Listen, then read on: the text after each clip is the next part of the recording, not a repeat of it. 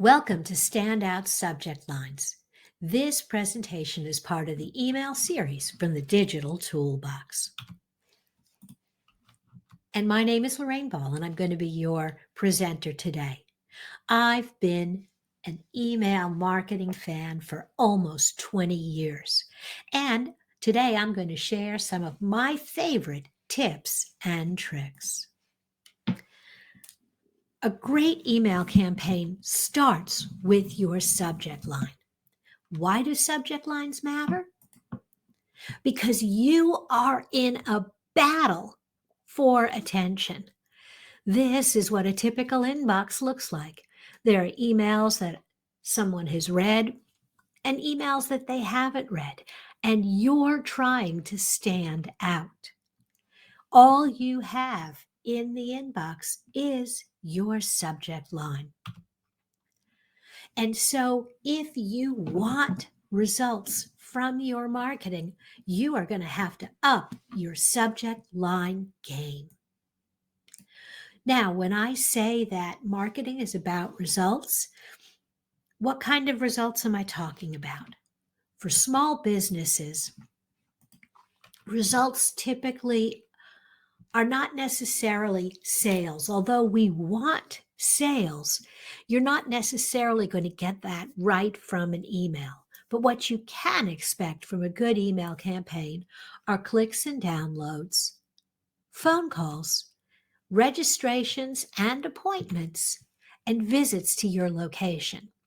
And hopefully, if you get these things, the rest of your sales process is well developed enough that it will result in revenue and donations for your nonprofit. And so, as you're looking at your subject lines, you need to understand that you are in a battle. And there are three little words that rule your world: now, later, and never. Your goal every time you send an email is to get the reader to open the email now. Why? Because if they think they're going to get around to it later, there is a good chance that your email will be buried in their inbox and they will never read it. And so you need to think about, why will someone open your email? The first thing is that they recognize the sender. So if you're sending a lot of email to people you haven't had any interaction with, you just grabbed their email address off some list, odds are they're not going to open it. This is not 20 years ago, and my computer is not saying, ding, you have mail, and I'm getting all excited because there's another letter in my inbox. These days, we are more sophisticated email users, and we really want to know who's sending us the email before we open it. The email's got to arrive at the right time. If it's not convenient, I'm not going to open it. And the trick is, different businesses and different markets are going to have different timelines. For example, when I was doing a lot of work in the wedding industry, the best time to send the email was either late afternoon or actually in the evening, because the bride would be, or prospective bride would be, at home. She'd probably be reading email from her computer, and then she could click to the website and take action. For a busy working mom, or a busy mom, either 10 o'clock in the morning after the kids were at school, or 7:30, 8 o'clock at night as the house was settling down. Conversely, small business owners are great first thing in the morning. And we also learned, after doing some testing, that depending on whether you have desktop or mobile users, there's a difference in the time as well. And finally, the third piece, and this is really what we're going to talk about today, is a compelling subject line. If you don't have that, you don't really have much of anything at all. So let's take a look at subject lines by the numbers. You've got about 30 to 40 characters and no more than 7 words to grab my attention and make me go, ooh, I want to read that. And as you're competing to get noticed, remember that there are a lot of other emails in my inbox, and I am going to scan it in just a few seconds. So your headline really needs to be relevant, or I'm going to scan right by. The other thing is that the first two words are absolutely critical. Why? Because I'm going to read down the page and I'm only going to read over if the first two words stand out. And so you do not want to waste this valuable real estate telling me something I already know. For example, weekly newsletter from, duh, I can see who it's from, and I know it's a weekly newsletter because I get it from you once a week. Make sure the first few words in your CTA are relevant to the reader. Make sure those words are giving them a reason to open your email. You want to be clear, and it's okay to be a little bit clever. For example, here, the Half Moon Yoga Studio, their subject line is Agro Yoga at 11,000 feet. You in? Well, I'm not sure what agro yoga is, but I'm curious. And there's a little bit of fun at the end. The you in? I can tell this is an invitation, and it's an invitation to a class. So I'm good. I want to know more. As you're writing your headline, most email marketing tools today will let you also adjust the teaser text. That next sentence that appears right under agro yoga. If you do not customize that, most tools will simply pick up the first sentence of your newsletter, which doesn't sound bad unless, of course, the first sentence of your newsletter is, having trouble reading this email? Click here to open in browser. If you're picking that up, it's a complete waste of time. So make sure you're using the tools in your email marketing to change the teaser text. And choose your words carefully. You want to send test emails, especially as you're first starting out. Send your email to a small group of people to make sure that you're not ending up in somebody's spam filter. And check the spam folder. Check your spam folder too. Pay attention to your deliverability. Again, if you're using Constant Contact or another third-party email marketing tool, they'll give you a report on undeliverables and bounces and see what's causing you issues, whose emails are not getting through. Avoid using all caps. I know that in the old days, before we could change font size, got into the habit of typing things in all caps when we wanted someone to pay attention. The problem with that is most tools, most Gmail, Outlook will actually see that all cap and think it's spam. Avoid excessive punctuation. Do not replace the letter S with a $sign, and do not put 3 exclamation points at the end of anything. Again, you will go right by the inbox and directly to junk. And you want to avoid spam-like terms. The challenge with that, of course, is that a lot of spam-like terms look like perfectly reasonable words. Urgent, save, free, money, fast, guarantee. All of these words look perfectly fine. The problem is that spammers have overused them.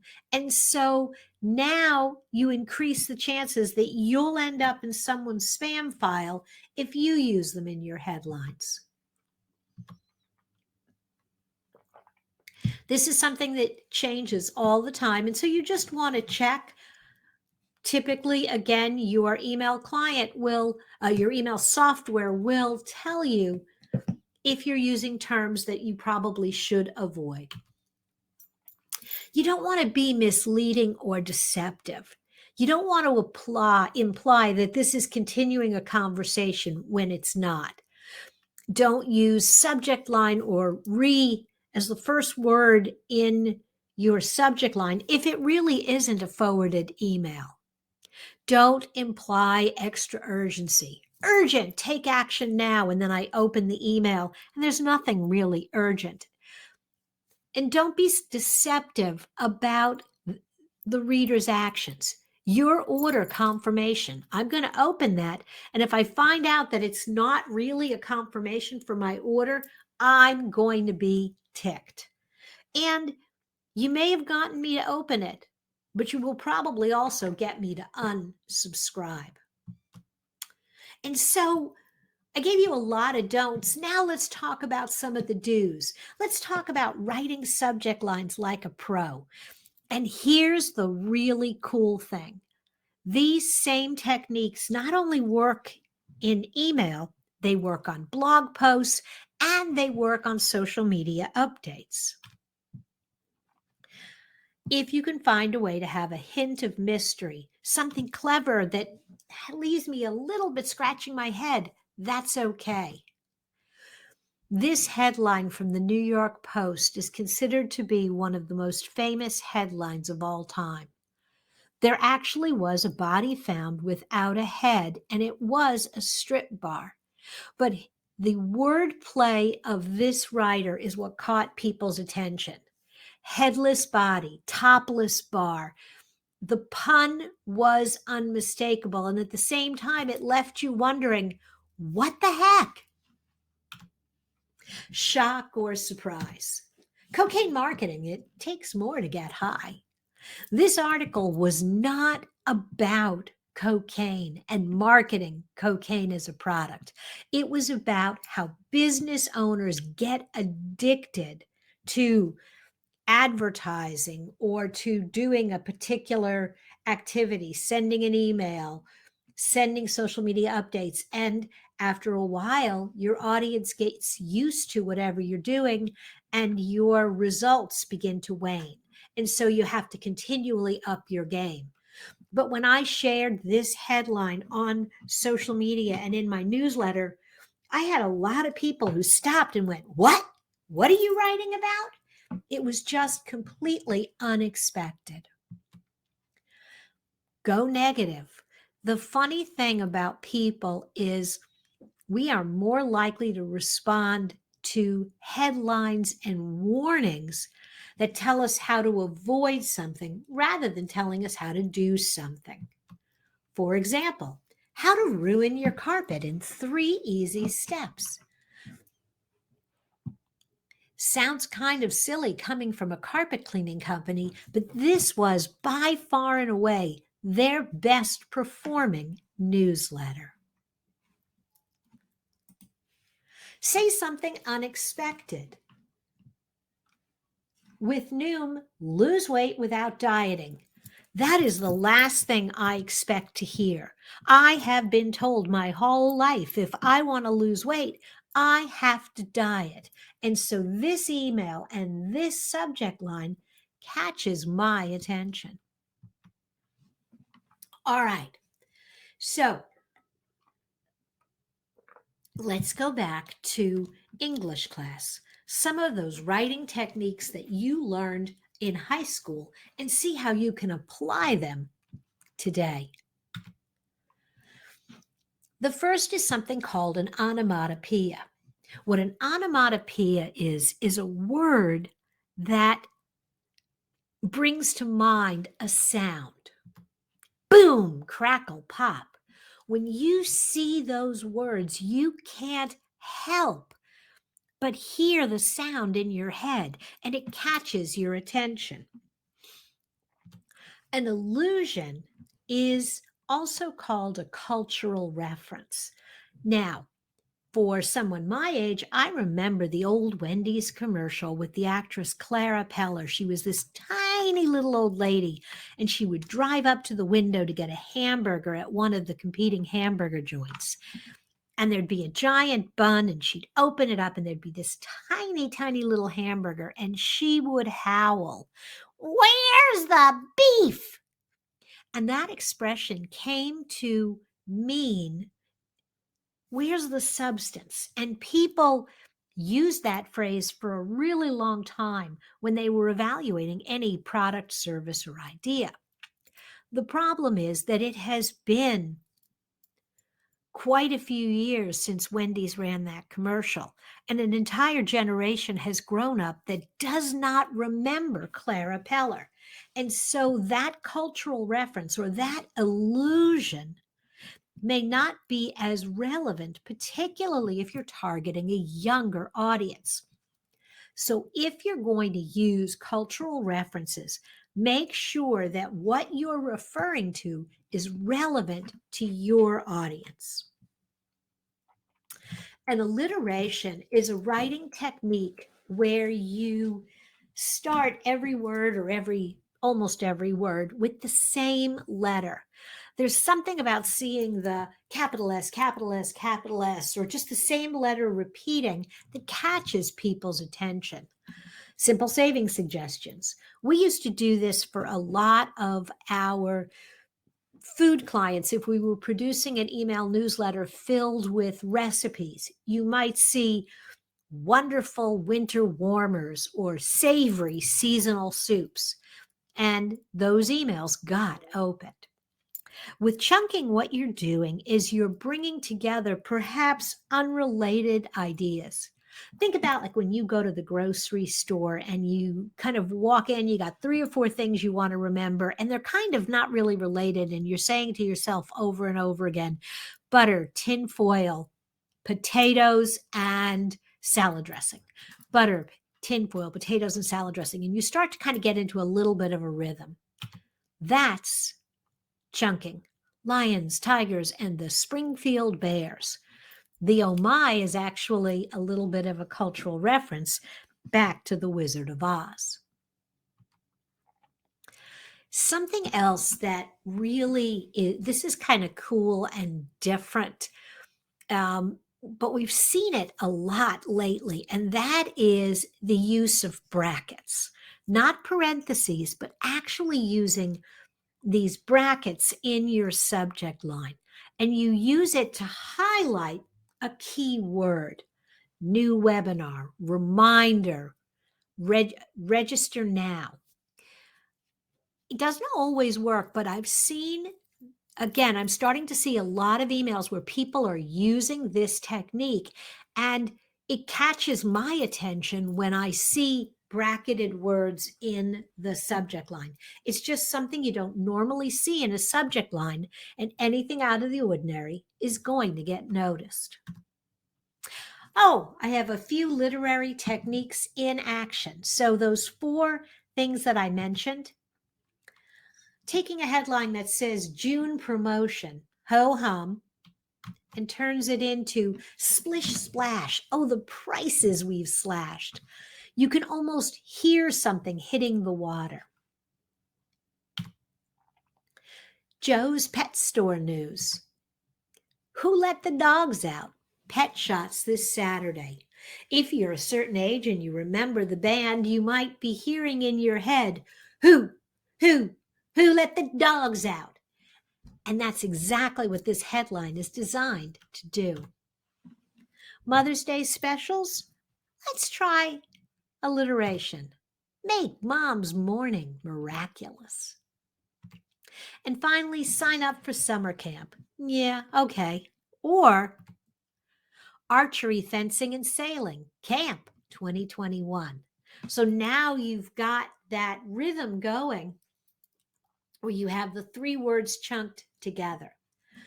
Try it for yourself. Take some of your old subject lines from email newsletters that you've sent and try applying one of these techniques, or try putting some brackets in to create a visual impact. Let's look at some more subject line examples. If you want to rise to the top of the inbox, add numbers. 10 most effective SEO strategies. The trick with numbers is if they're very big or very small, they seem to work really well. If it's a small number, I figure I got time to read this email. And if it's a really big number, I think, oh my God, that's got to be a great list. Surely there is something on it that I can use. Bottom appeal. Just like we love to go negative, we love to see the worst examples of something. We want to be sure we're not making those mistakes. Of course, there is the top appeal. It's this whole keeping up with the Joneses. I want to know what everybody else likes or reads. And go big. Again, if you're doing numbers, give me a big number. You can start a conversation. Here, you really want to think about what people would expect the next phrase to be. So you can ask questions. Do you need more leads? This is a really common technique. Have you heard about this? Do you want more of that? But I had a friend of mine who is a journalist tell me that as she was testing headlines, she found that people were getting really tired of the questions. And what they really wanted were answers. And so they were looking, instead of, do you want more leads, headlines that promised an answer. Here's how to get more leads. Simply taking that question and turning it into a statement with a here's how or here's why makes it a much stronger headline. And create a sense of urgency. Get more leads today. So you can have the same newsletter and test 3 different headlines to see which one your audience responds to.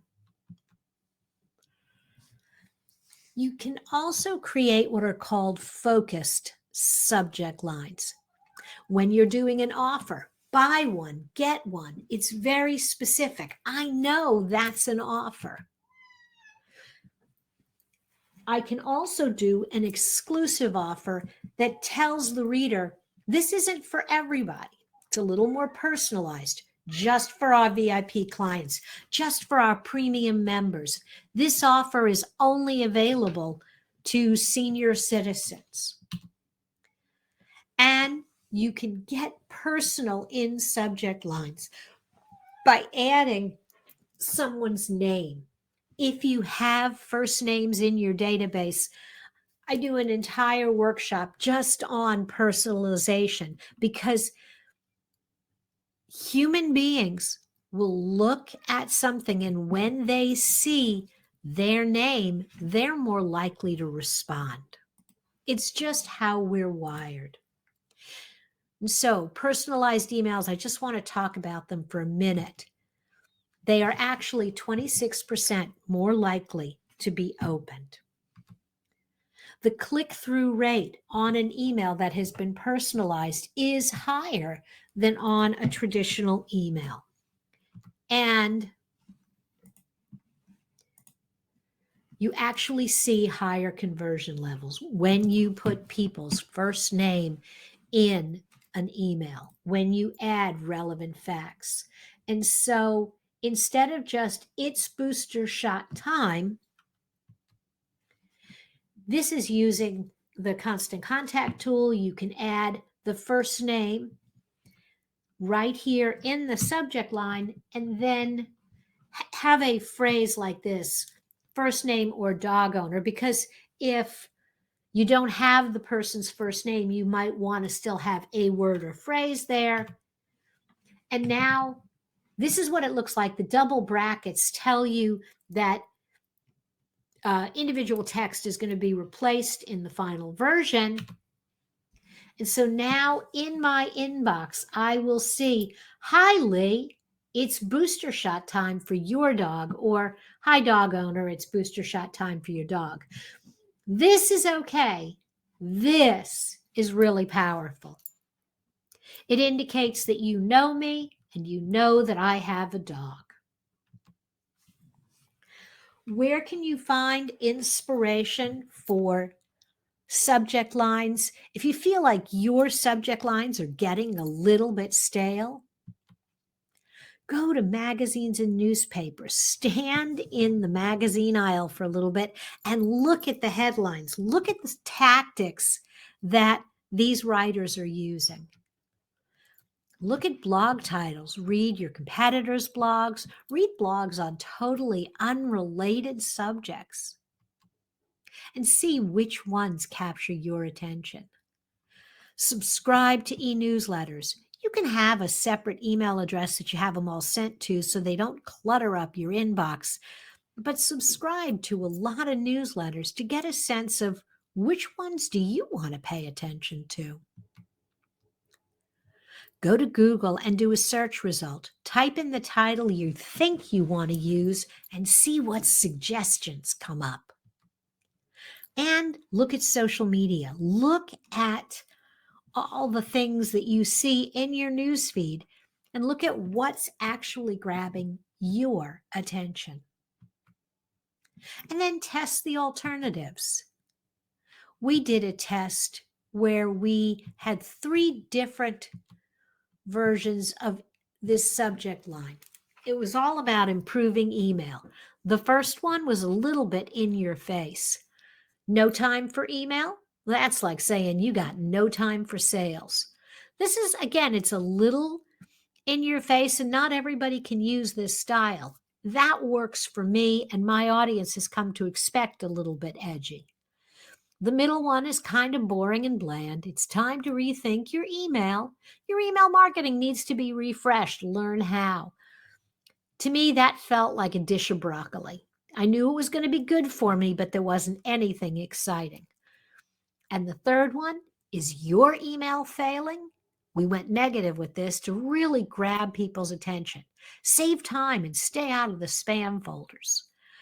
We divided our email list into 3 equal parts, and we sent 3 versions of the email.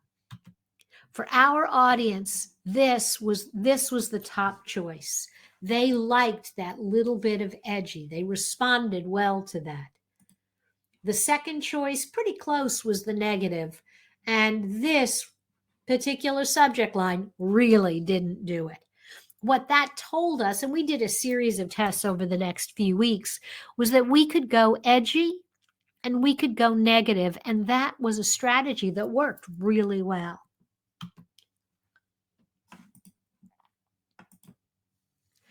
Within Constant Contact, there's actually an A/B testing option where you can have 2 different headlines. You've got to have a list of at least 1,000 contacts, but you can do 2 different subject lines.